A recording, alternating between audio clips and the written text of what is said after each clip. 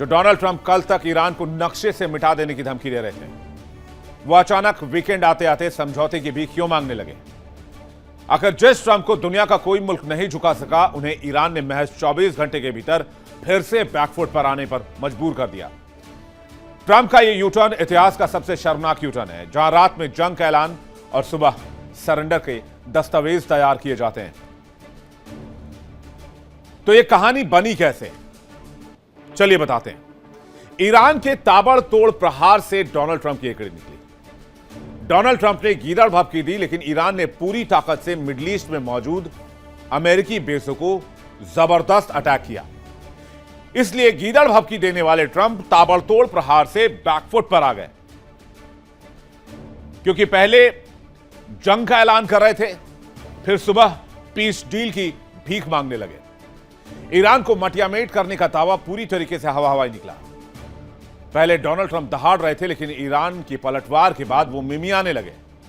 Iran के बारूदी तेवर देखकर वॉशिंगटन कांप गया। दुनिया ने देखा इतिहास का सबसे बड़ा यूटर्न सबसे ताकतवर व्यक्ति कैसे लेता है।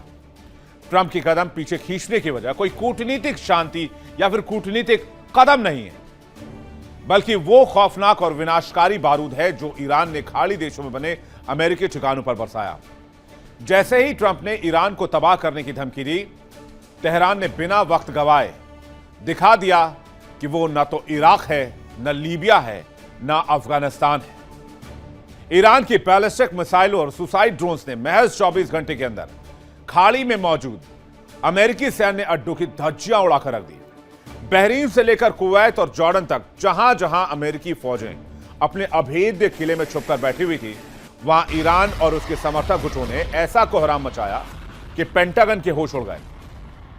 जॉर्डन में अमेरिकी बंकर्स पर छावनियों में ईरान ने सीधे ड्रोन से हमला किया। बहरीन में अमेरिकी नेवी के 5th फ्लीट पर बैलिस्टिक मिसाइलें दागी। कुवैत को डर के मारे अपना पूरा एयर स्पेस क्लोज करना पड़ा।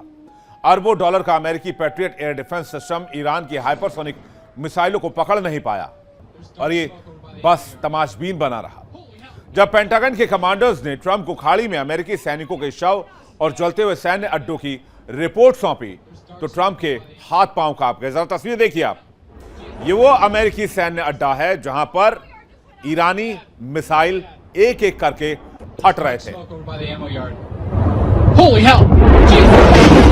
What just happened? The whole ammo yard just went up. This is bad. Really bad. There's dark smoke over by the ammo yard. Holy hell! Jesus! What just happened? The whole ammo yard just went up. This is bad. Really bad. There's dark smoke over by the ammo yard. Holy hell! Jesus! What just happened? The whole ammo yard just went up. This is bad. Really bad. There's dark smoke over by the ammo yard. Holy hell! Jesus! What just happened? The whole ammo yard just went up. This is bad. Really bad. ईरानी कहर जब टूटता है तो किस कदर टूटता है, इसका अंदाजा अमेरिकी फौज को है, डोनाल्ड ट्रंप को है, और यह तस्वीर उसकी गवाही है। और यही वो वजह थी जिसे डोनाल्ड ट्रंप को बैकफुट पर आना पड़ा, क्योंकि एक के बाद एक सैकड़ों मिसाइल अमेरिकी एयरबेस का रुख कर रहे थे। खाड़ी के अमेरिकी ठिकानों पर ईरान ने ऐसा भीषण प्रहार किया कि डोनाल्ड ट्रंप के होश फाख्ता हो गए और उनको लगा कि ईरान पर हमला करने का कोई फायदा नहीं होगा, क्योंकि पिछले 100 दिन से अमेरिका यही कर रहा है, कामयाबी कुछ नहीं हासिल है।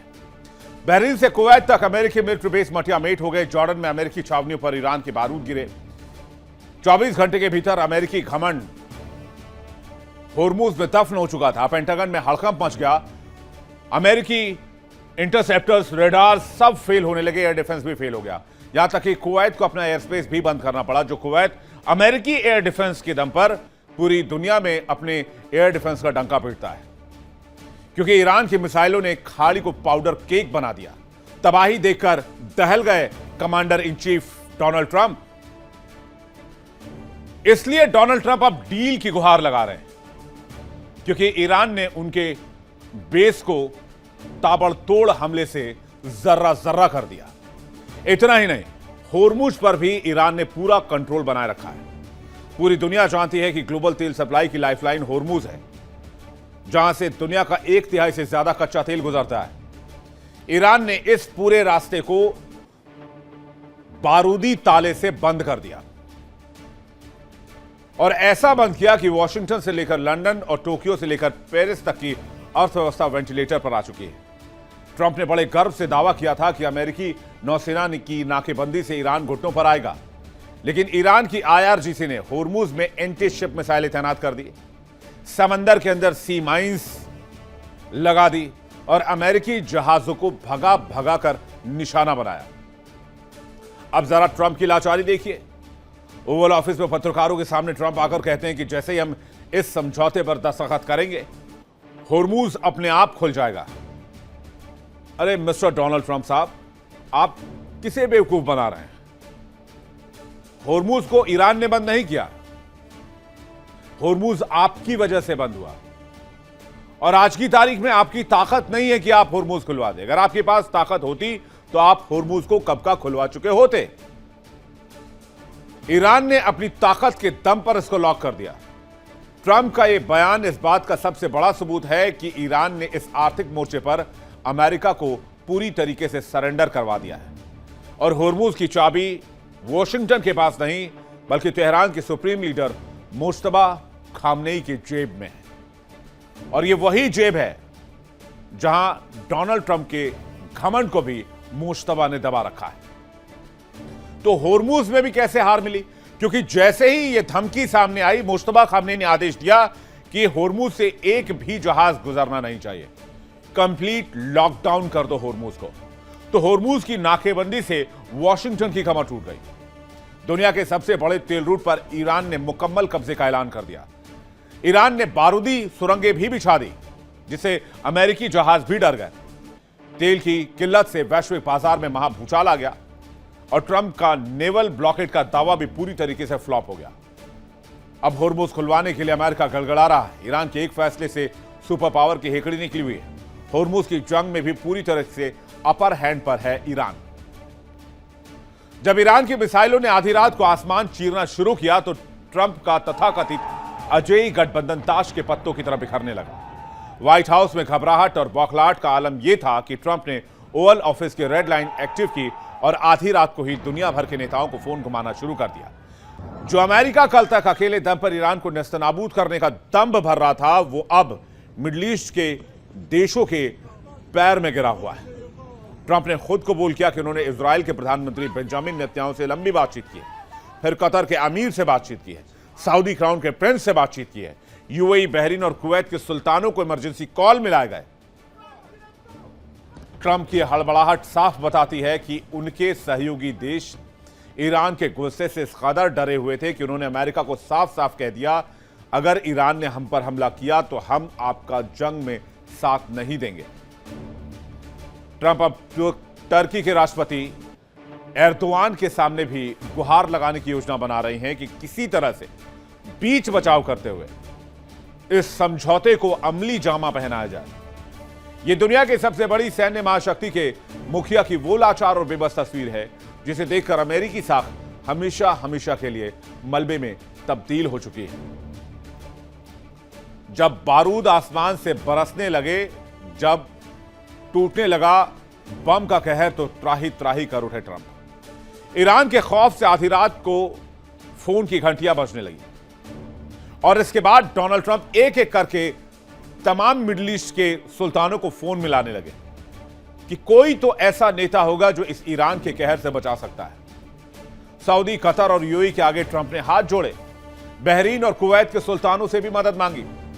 टर्की के राष्ट्रपति एर्दोआन को साधने में भी जुट गए, क्योंकि अकेले ईरान से लड़ने का दावा पूरी तरीके से खोखला और बेनकाब हो चुका है। सहयोगियों के भरोसे अपनी साख बचाने की जुगत में लगे हुए हैं। मिट्टी में मिल चुकी है सुपर पावर अमेरिका की साख, और यही असली कहानी है।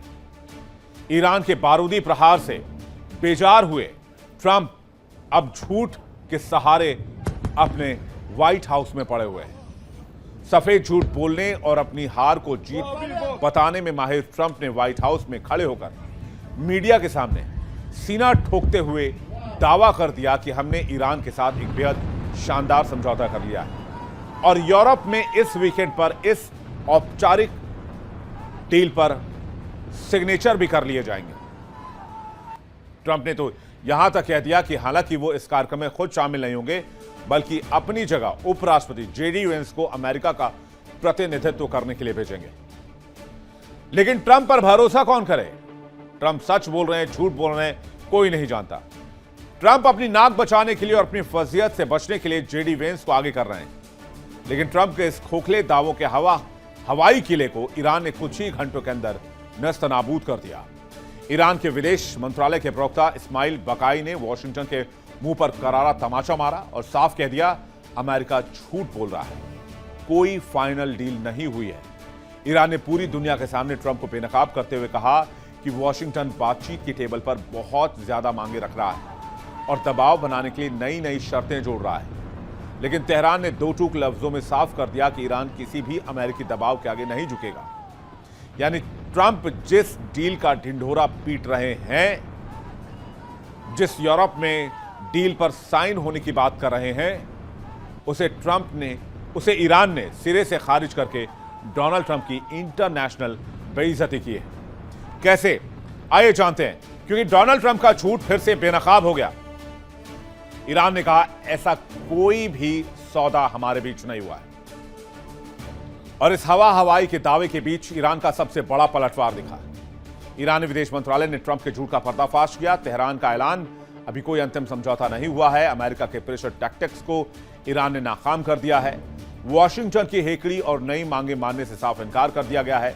खुद को बचाने के लिए जेडी वेंस को आगे कर रहे हैं ट्रंप। दबाव की राजनीति के आगे कभी नहीं झुकेगा ईरान, ये साफ कर दिया गया।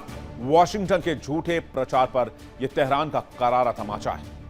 देखिए इंडिया डेली 24/7 अब आपकी स्मार्ट टीवी पर। इंडिया डेली मौजूद है सभी डिजिटल प्लेटफॉर्म पर लाइव और लगातार। इंडिया डेली 24/7 हर दिन राष्ट्र को समर्पित।